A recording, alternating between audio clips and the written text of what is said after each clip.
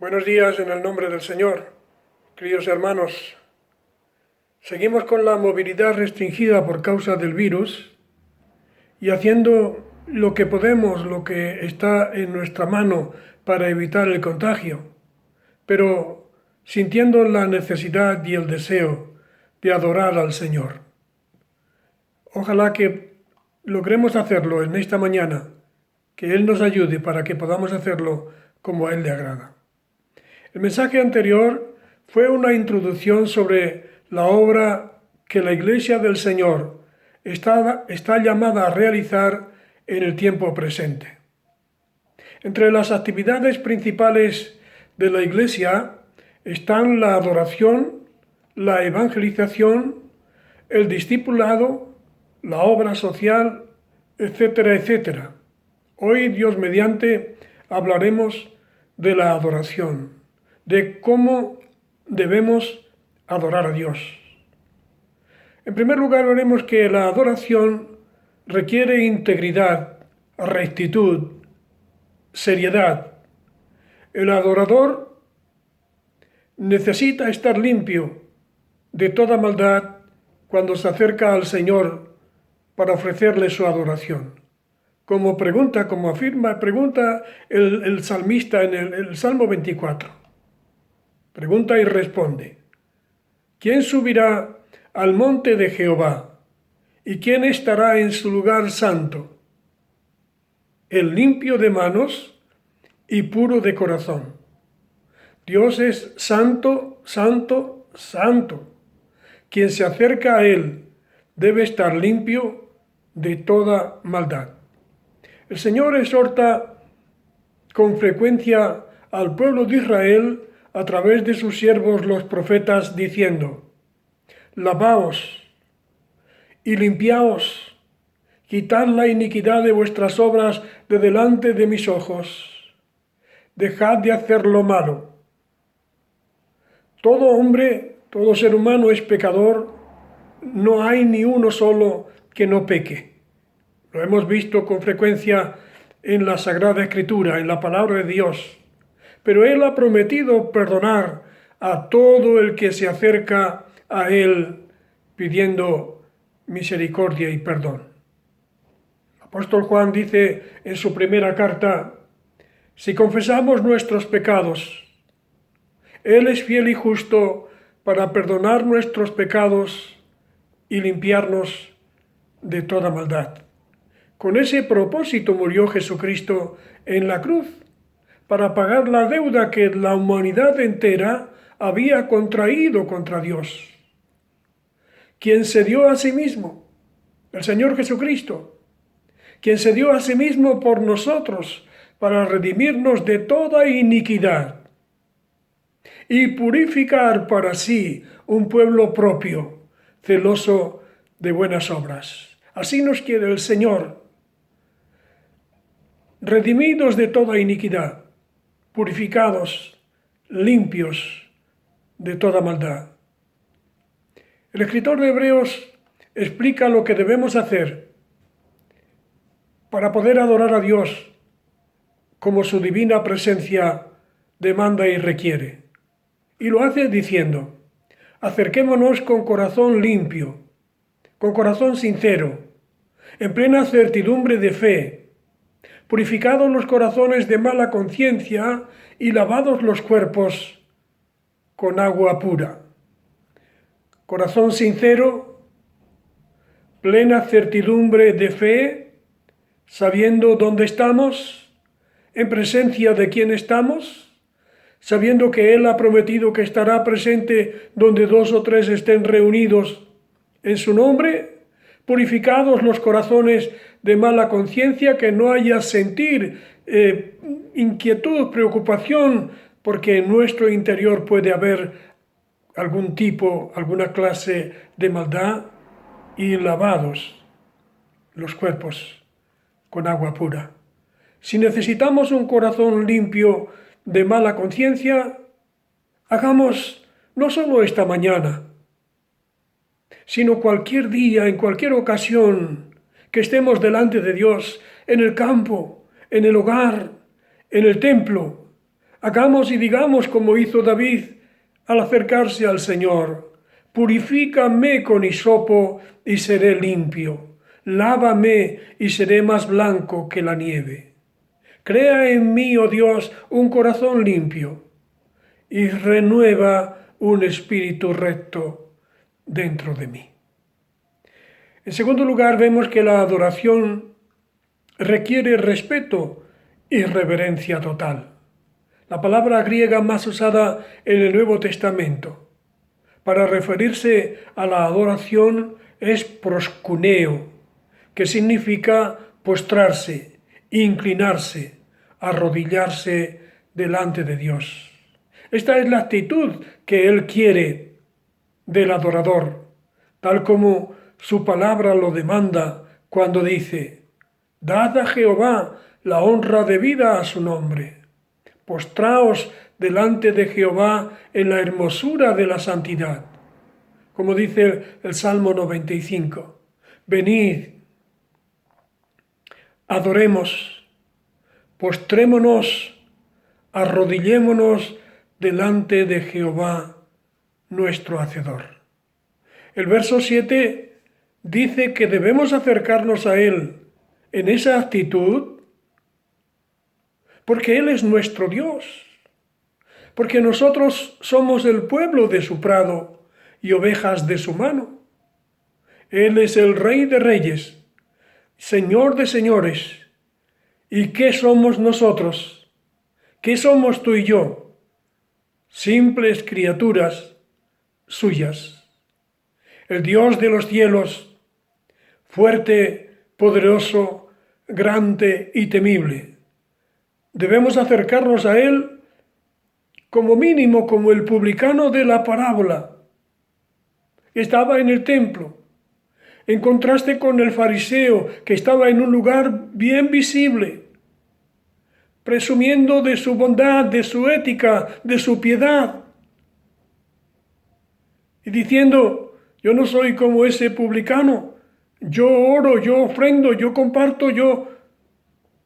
El publicano en un rincón del templo ni se atrevía a levantar los ojos del suelo, sino que se golpeaba el pecho diciendo: Dios, Dios, sé propicio a mí, pecador. En la Biblia hay muchos ejemplos de temor reverente que se apodera del alma piadosa cuando es consciente que Dios está en ese lugar, que Dios está presente, consciente de que está en la divina presencia del Dios Altísimo. Uno de esos ejemplos es el del centurión romano que envió unos ancianos a pedir a Jesús que sanara a su siervo, probablemente esperando que al recibir la petición de los ancianos, en ese mismo momento diría la palabra poderosa de sanidad y su siervo sería sanado. Pero el Señor no obró como él esperaba en esa ocasión, sino que decidió ir donde estaba el centurión y donde estaba su siervo para sanarle. Y cuando ya estaba cerca de la casa y el centurión lo vio, envió unos amigos suyos a decirle: Señor, Señor, no te molestes, pues no soy digno de que entres bajo mi techo, por lo que ni aún me tuve por digno de venir a ti, pero di la palabra y mi siervo será sano. Tanto respeto le inspiraba el Señor, que no se atrevió a acercarse a él personalmente para pedirle la sanidad de su siervo. Tanto respeto le inspiraba y reverencia le inspiraba el Señor que ni se atrevió a recibirle en su propia casa, sino que le buscó y le dijo: no soy digno de que entres bajo mi techo, pero di la palabra y mi siervo será sano. Otro ejemplo del temor reverente que inspira su bendita presencia, lo tenemos en el monte de la transfiguración del Señor. Allí el Señor se había cubierto de gloria. Su rostro se había vuelto resplandeciente. Sus vestiduras se habían vuelto blancas como la nieve. Y Pedro, el impulsivo Pedro, emocionado, como tantas veces emocionado en esta ocasión, dijo: bueno es que estemos aquí. Bueno es para nosotros estar en este lugar, en la presencia de la gloria de Dios. Vamos a hacer 3 enramadas. Una para el Señor, otra para Moisés y otra para Elías. Y mientras Pedro hablaba, una nube de luz los cubrió. Y he aquí una voz desde la nube que decía: este es mi Hijo amado, en quien tengo complacencia. A él oíd. Al oír esto, los discípulos se postraron sobre sus rostros y tuvieron gran temor. Allí estaban, ante la presencia de Dios, ante la gloria de Dios. Considerando lo que sería más beneficioso, más provechoso, más agradable para ellos. Pero entonces se oye la voz de Dios diciendo: no es a Moisés ni a Elías, sino a mi Hijo amado, a quien habéis de oír. Y en ese momento se postraron sobre sus rostros y tuvieron gran temor. Así debemos estar nosotros, reverentemente, respetuosamente, en la presencia del Señor cuando nos acercamos para adorarle. ¿Cuántas veces habremos venido delante de Dios y no le hemos sentido, ni nos hemos inclinado delante de Él? ¿Cuántas veces hemos vuelto a casa lo mismo que llegamos? Dios tenga misericordia y tenga paciencia con nosotros. Afortunadamente, también ha habido días muy especiales, días en los que nos hemos reunido para adorarle y le hemos sentido, y hemos vuelto a casa perdonados, liberados, fortalecidos. La pregunta ahora es la siguiente: ¿cómo nos sentiremos esta mañana cuando termine el culto? En tercer lugar, la adoración debe ser ofrecida en espíritu y en verdad.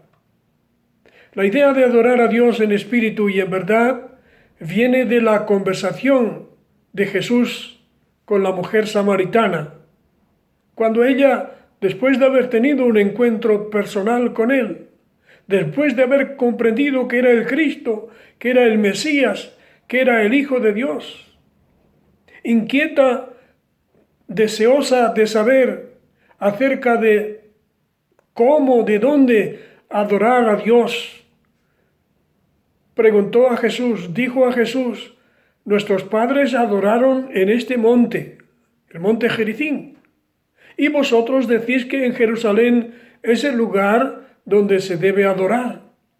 Y el Señor dijo que la adoración no es una actitud del corazón, que no debe limitarse a un lugar específico y concreto, que los verdaderos adoradores adorarán al Padre en espíritu y en verdad, porque también el Padre tales adoradores busca que le adoren.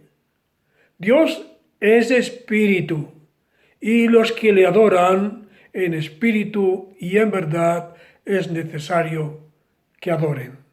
Aquí la palabra espíritu no se refiere al Espíritu Santo, sino al espíritu del hombre, el espíritu que mora en él. Y es con ese espíritu que vive en el hombre, con el que el creyente debe adorar a Dios. El espíritu es la parte más elevada de una persona, la fuente de sus pensamientos y de sus ideales más sublimes, más elevados. El que permanece en él, cuando la parte física, cuando el cuerpo, la parte física se desvanece. El verdadero culto de adoración se ofrece a Dios cuando el creyente alcanza la comunión con Él mediante su Espíritu. Como dice el himno que tantas veces hemos cantado en el culto. Tan cerca de mí, que casi lo puedo tocar. Jesús está aquí.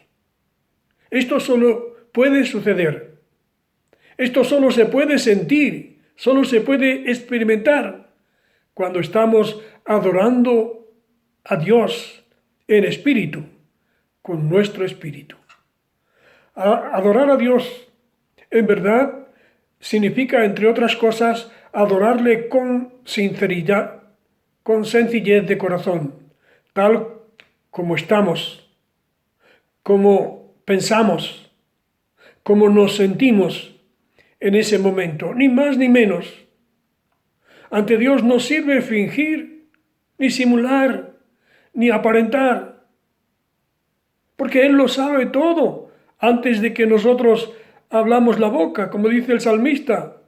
He aquí, aún no he abierto mi boca, y he aquí, Señor, que tú lo sabes todo.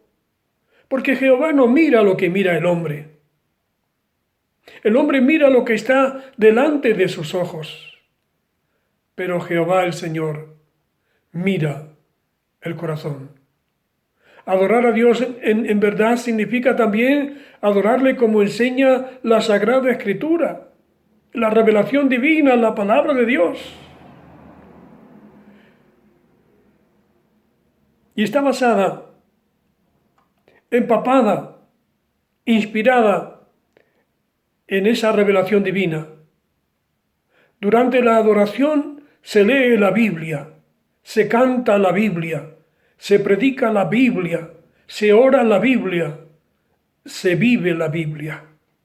Resumiendo, hermanos, hemos visto 3 principios establecidos por Dios que debe seguir todo el que desea acercarse a Él con el propósito de adorarle.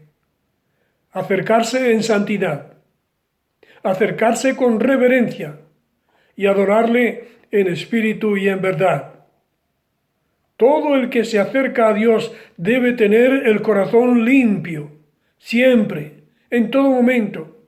Y si en un momento del culto descubrimos, por ejemplo, lo hemos considerado en más de una ocasión, en las ofrendas, en la cena del Señor. Si en ese momento, antes de hacer la ofrenda, antes de tomar el pan, antes de beber la copa, nos damos cuenta, percibimos, sentimos que hay algo sucio en nosotros, algo indigno en nosotros, debemos detenernos, debemos dejarlo todo, pedir perdón a Dios, reconciliarnos con Él, para ser limpios de pecado y poder continuar con lo que estamos haciendo dignamente, como Él demanda de nosotros. Todo el que se acerca a Dios, repito, debe tener el corazón limpio, porque el que está en pecado no está en condiciones de acercarse a Él, como dice un himno que también hemos cantado en la iglesia, basado en un salmo. Señor, ¿quién entrará en tu santuario para adorar? Señor, ¿quién es digno de entrar en el templo para adorarte a ti, el Dios Altísimo? Y la respuesta es, el limpio de manos, de corazón puro, que no es vanidoso, ni sabe engañar. Todo el que se acerca a Dios debe hacerlo con reverencia, con actitud sencilla, respetuosa y humilde, porque está en presencia del Rey de Reyes, el Señor de Señores. Y como dice Malaquías, ¿quién podrá soportar el tiempo de su venida? ¿O quién podrá estar en pie cuando Él se manifieste? Esto no solo se refiere a la segunda venida del Señor, puede aplicarse también a la adoración, a lo que va a suceder cuando Dios se manifieste de alguna manera a nuestro espíritu mientras estamos adorándole. ¿Quién podrá estar en pie cuando Él se manifieste? La adoración debe ofrecerse finalmente en espíritu y en verdad. Si le adoras en verdad, si le adoramos en verdad, le adorará todo lo que hagas, todo lo que hagamos. Si le adoras en espíritu, tendrás comunión con Él y sentirás su presencia en tu vida. Esto es lo que yo deseo para cada uno de vosotros, queridos hermanos. Que cada vez que le adoréis, que cada vez que le adoremos, agrademos a Dios. Que cada vez que le adoremos, tengamos íntima y personal comunión con Él, que sintamos su bendita presencia en nuestras vidas. Que Él os bendiga desde ahora y para siempre. Amén.